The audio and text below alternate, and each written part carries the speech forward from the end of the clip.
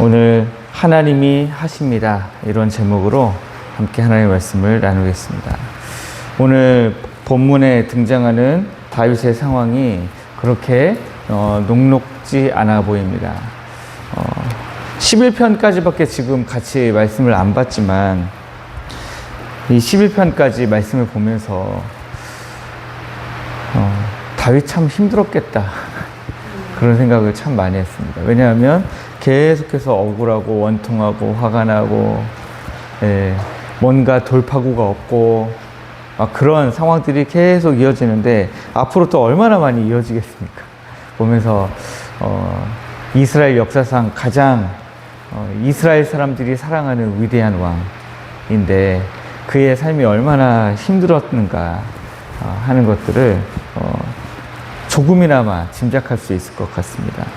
다윗을 둘러싼 정치적, 사회적 안전망 이런 것들이 완전히 붕괴되었고 사방에서 그를 해치려고 하는 악한 사람들의 위협이 목전까지 다가와 있는 그런 상황이었습니다.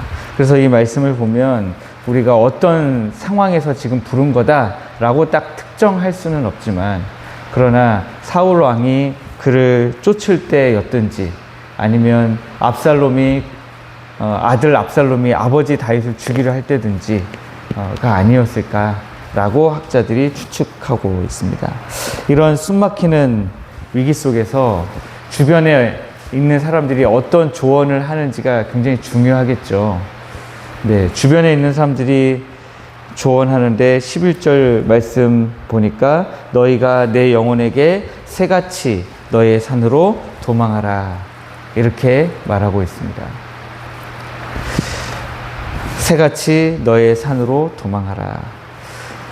왜 그렇게 이야기합니까? 여기 2절과 3절 말씀에 숨겨져 있는 한글 성경에 번역되지 않은 히브리어가 한 단어 있는데 왜냐하면이라고 한 단어입니다. 그래서 어떤 사본에는 또 이 왜냐하면이 번역되어 있고 어떤 사본에는 또 번역이 안 되어 있어서 2절과 3절이 지금 다윗이 한 얘기인가 아니면 1절 중반 이후에 너희가 내 영혼에게 새같이 내 산으로 도망하라 할 때 그 너희 있잖아요. 너희가 지금 계속해서 이어서 하는 말인가 학자들 간에 좀 의견이 분분합니다. 그런데 저는 이 너희들이 한 이야기로 보려고 합니다. 근데 사실 다윗이 이렇게 얘기했든지 그 너희가 얘기했든지 별로 중요하진 않습니다. 왜냐하면 의미는 같기 때문이죠. 새같이 산으로 도망하라 라고 이야기하는데 그 이유가 뭐냐면 악인이 활을 당기고 화살을 시위에 먹여서 지금 다윗을 쏘려고 하고 있기 때문입니다. 그런데 그러면서 또 뭐라고 얘기하냐면 왜 피하라고 하느냐? 터가 무너지면 의인이 뭘 할 수 있는데 라고 하는 거죠.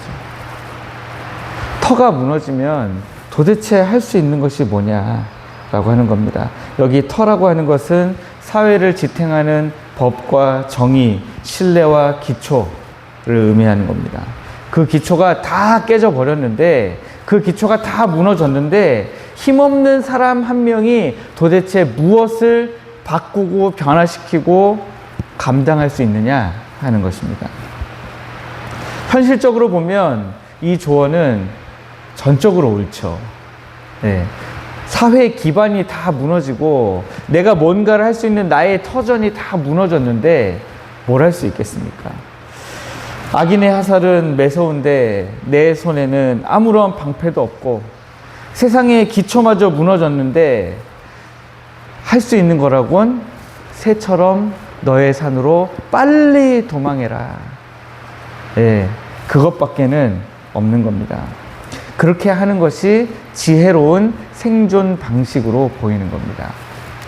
우리가 낙심하고 주저앉는 이유가 뭡니까? 기도하다가 신앙생활 하다가 우리가 낙심하고 때로는 주저앉아서 원망하고 불평하고 하는 이유가 뭡니까? 우리 주변에 내가 도저히 더 이상을 어떻게 할 수 없는 그런 현실이 닥쳐왔을 때 내가 뭘 할 수 있지? 내 힘으로 도저히 이 상황을 바꿀 수 없구나 라는 것을 깨닫는 그 순간 내가 할 수 있는 게 아무것도 없고 정말 이제는 포기하고 싶을 때, 그때가 바로 우리를 무력감에 빠지게 만드는 그런 순간이다라고 하는 거예요. 그런데 오늘 말씀을 보니까 다윗이 그 타당해 보이는 주변인들의 권유 혹은 조언을 거절하고 있습니다. 아니 1절 시작하자마자 거절하고 시작해요. 뭐라고 거절하느냐? 내가 이미 누구에게 피했다는 거예요? 여호와께 피했다는 거예요. 내가 이미 여호와께 피했는데 너희들이 왜 나에게 새같이 산으로 도망가라고 하느냐? 라고 하는 겁니다. 다윗이 도망치지 않을 수 있었던 비결은 그가 세상의 산이 아니라 이미 여호와 하나님께 피했기 때문에 더 이상 그냥 눈에 보이는 상황으로는 다윗 빨리 도망가, 빨리 피해 라고 말할 수 있지만 다윗의 마음은 나는 이미 여호와께 피했기 때문에 더 이상 피할 이유가 없다 하는 것입니다. 다윗이 여호와께 피했다. 그러면 이제 그 여호와께 피했다라고 하는 게 다윗에게는 실제적으로 어떤 의미로 다가왔느냐? 4절 말씀해 보시면 여호와께서는 그의 성전에 계시고 여호와의 보좌는 하늘에 있대요. 그런데 이 다윗 주변에 있는 사람들은 지금 뭐라고 조언했습니까? 3절 말씀해 보니까 뭐가 무너졌다고요? 터가 무너졌다고요. 인생의 터는 무너졌습니다. 우리 눈에 보이는 터전은 무너졌어요. 사람이 뭐 할 수 있는 게 없어요. 그러나 우리 하나님이 앉아 계시는 보좌와 성전은 무너지지 않았다는 겁니다. 우리 하나님은 여전히 거기 계시는 하나님이세요. 우리 하나님은 절대 흔들리지 않으십니다. 우리 하나님의 보좌는 결코 1mm도 흔들리지 않는 분입니다. 흔들리지 않는 그 보좌에 앉아서 그 성전에 계시면서 우리를 바라보시면서 우리 인생들을 감찰하십니다. 특히 하나님의 백성들을 감찰하세요. 근데 여기 하나님의 백성들을 감찰하시다 했을 때의 이 감찰은 감시한다라는 의미가 아니죠. 여기 여호와는 5절에 여호와는 의인을 감찰하신다 하는 이 말씀은 의인들을 살펴보시고 그 의인들을 보호하신다라고 하는 것입니다. 악인과 폭력을 좋아하는 자를 마음에 미워하시죠. 하나님은 여호와께 피한 하나님의 백성을 그냥 내버려 두시는 분이 아닙니다. 그 하나님의 백성을 살피시고 보호하시는 하나님이십니다.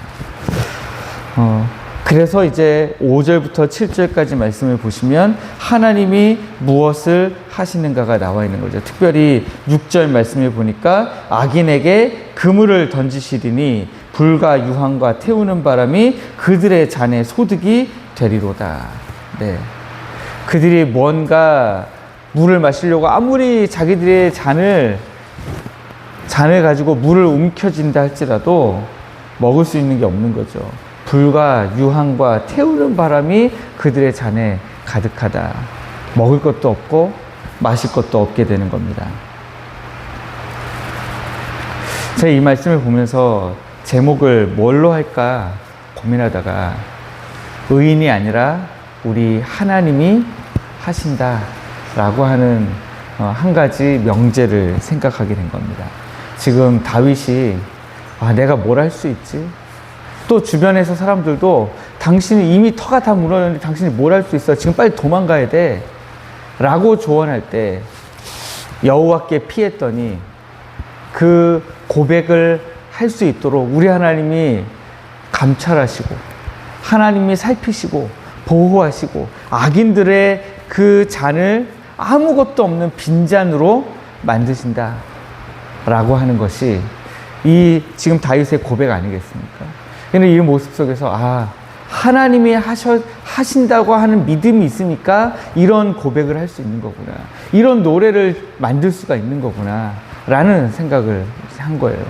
그래서 저는 이 말씀을 보면서 우리가 싸움은 우리가 하는 것이 아니라 하나님이 하시는 것이다 라는 사실을 우리의 마음에 좀 깊이 새겼으면 좋겠는 것입니다. 싸움은 우리의 행위나 우리의 지혜나 우리의 능력으로 하는 싸움이 아니고 보좌에 계신 우리 하나님이 하시는 싸움입니다. 그러므로 여러분, 우리가 처한 삶의 자리에서 때로는 이 고백이 우리의 고백이잖아요. 터가 무너지면 의인이 무엇을 하랴. 네.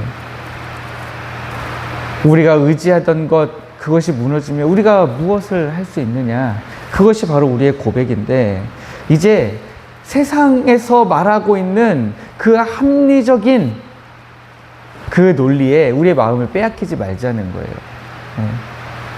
눈으로 보면 합리적인데 우리는 눈으로 보는 세상을 살아가는 사람들이 아니고 영의 눈으로 살아가는 사람들입니다.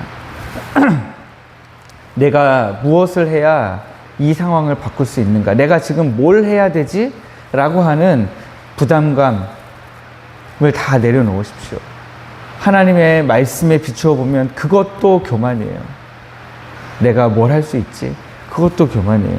우리는 할 수 없다고 고백하고 보좌에 계신 하나님의 일하심을 기도해야 되는 것입니다. 때로는 세상으로 도망치고 싶고 마음에 찾아오는